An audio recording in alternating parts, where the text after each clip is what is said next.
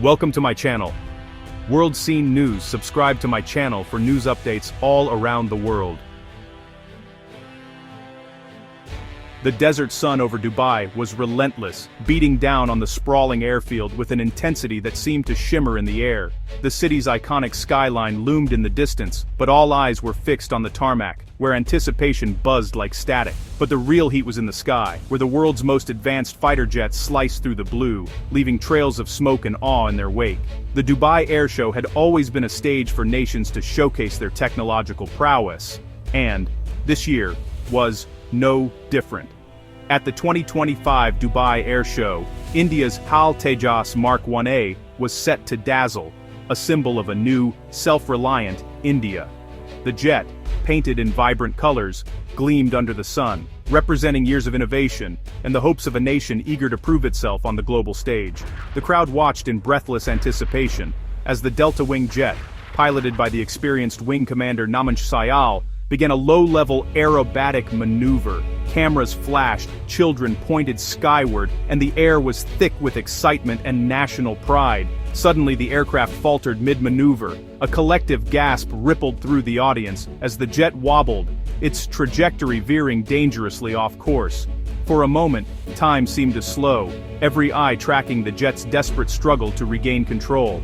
For a split second, it hung in the air, suspended between hope and disaster, then plunged to the ground in a fiery explosion that sent shockwaves across the airfield. Flames erupted and a thick column of black smoke billowed skyward, visible for miles. The crash silenced the airfield, turning a moment of pride into a spectacle of disaster. The cheers and applause were instantly replaced by stunned silence, broken only by the distant wail of sirens and the cries of onlookers. Wing Commander Sayal was killed instantly, his years of service and skill ending in a heartbeat. His sacrifice was felt not just by his countrymen, but by everyone present. As the reality of the tragedy set in, the pride of a nation became a funeral pyre, live on the world stage. The Indian flag, once a symbol of triumph, now fluttered above burning wreckage, a stark reminder of the risks and costs of ambition. Emergency crews rushed to the scene, but the damage was done.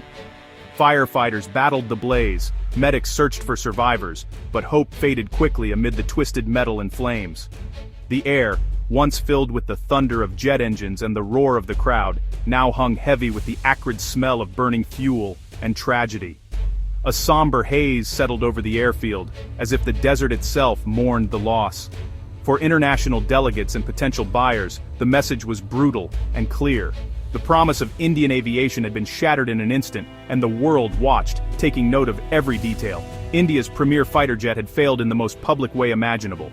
The show was over, and the echoes of the tragedy would linger long after the smoke had cleared.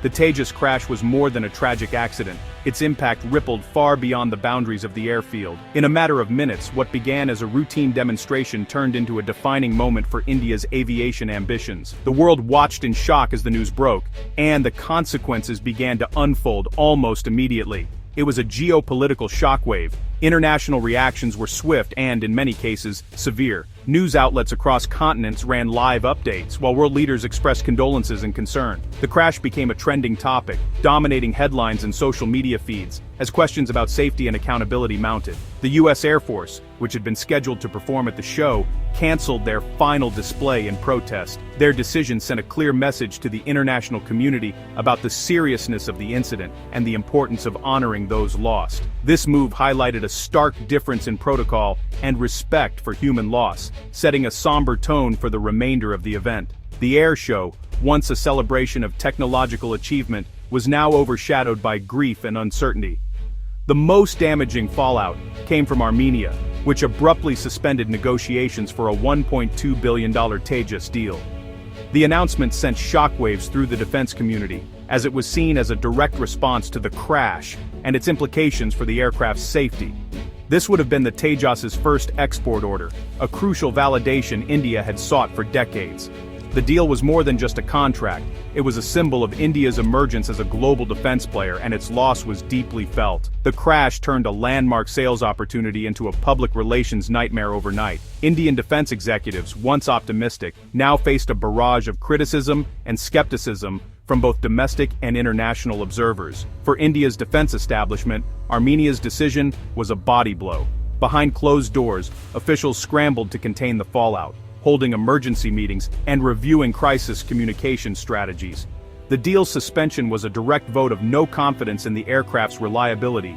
It raised uncomfortable questions about the future of the Tejas program and India's ability to compete in the global defense market.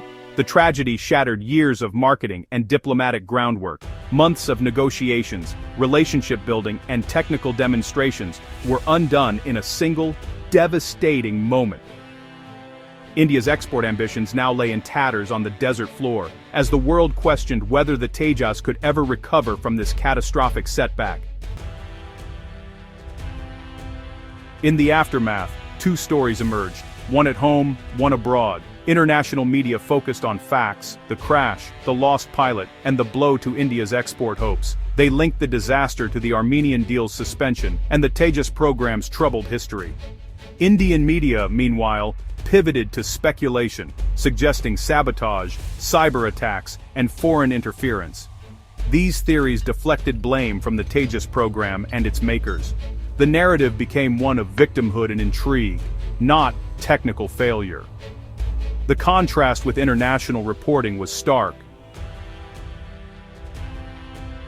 The Dubai crash didn't just destroy an aircraft, it incinerated India's hopes for exporting the Tejas. The $1.2 billion Armenian deal was the linchpin, meant to open doors worldwide. Its suspension sent a chilling message to other potential buyers. A former HAL executive admitted, "The crash rules out exports for now. Focus would shift back to domestic orders for the Indian Air Force." The fallout also hit Israel, whose advanced systems are integrated into the Tejas. The Armenian deal's collapse meant lost revenue for Israeli defense firms and strained their partnership with India. The incident exposed the fragile, interconnected nature of modern defense manufacturing. India's failure was also Israel's loss. The crash cast doubt on both the Tejas airframe and its sophisticated systems. The Tejas crash was a devastating setback for the Indian Air Force, already in crisis. The incident not only shook the confidence of the nation, but also exposed the fragile state of India's air defense preparedness. For years, the IAF has struggled to maintain a credible deterrent in the face of mounting challenges. The IAF needs 42 fighter squadrons to defend India's borders, but by late 2025, it had only 29. This shortfall leaves vast stretches of Indian airspace vulnerable, especially along sensitive frontiers with China and Pakistan. The gap is not just a number, it's a real and growing risk to national security. Aging Russian, French and Anglo-French jets are nearing retirement, leaving a critical capability gap.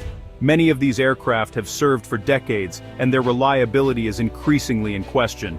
Maintenance costs are soaring, and spare parts are harder to find, making it difficult to keep them operational. The Tejas was supposed to be the solution, a modern, homegrown replacement. It symbolized India's ambition to build a world-class fighter jet, reduce dependence on imports, and boost the domestic defense industry. Hopes were high that Tejas would usher in a new era for the IAF.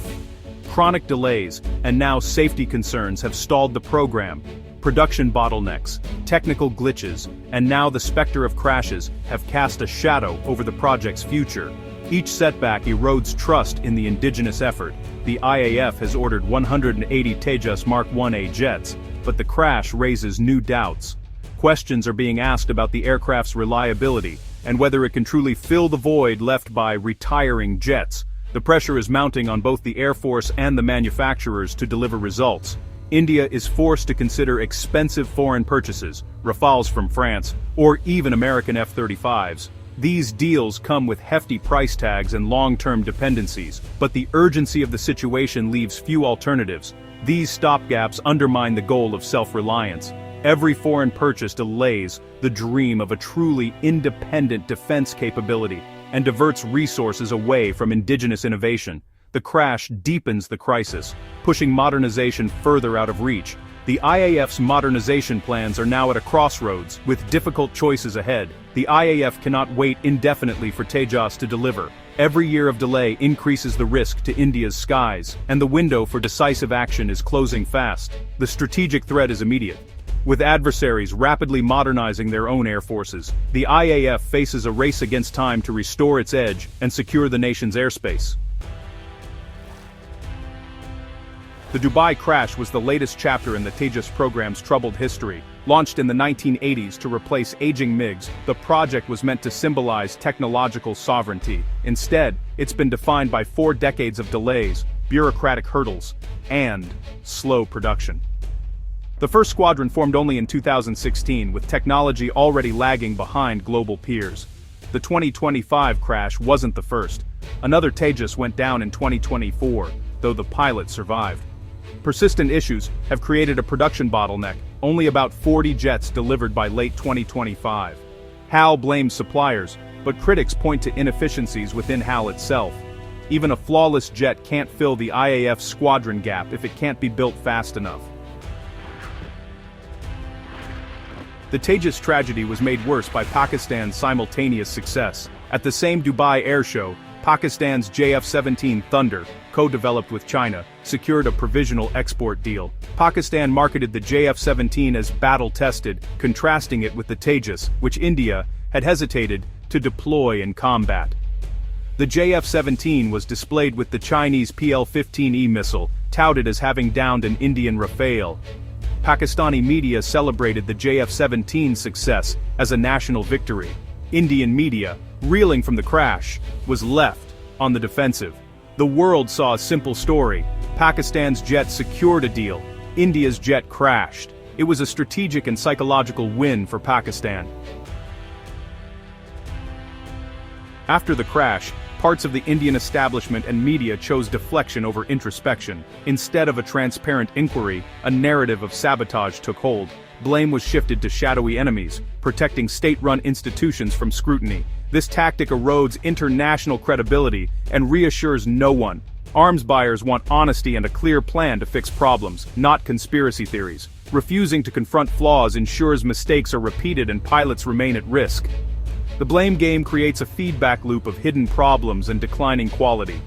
It's a short-term shield that guarantees long-term failure. Real progress demands accountability, not deflection. The fiery end of a Tejas fighter in Dubai was a harsh lesson in the realities of building a modern defense industry. The incident exposed the gap between India's ambitions and the painful process of achieving them. International media focused on facts. Some Indian outlets chose deflection and conspiracy. For a nation aspiring to be a global power, credibility is everything. Honest reporting and accountability are signs of strength, not weakness. The dream of exporting Tejas is grounded for now, while Pakistan's JF-17 success is a painful reminder that results matter. Real progress requires facing hard truths and holding institutions accountable. Only then can India build a stronger future and truly fly high on the world stage.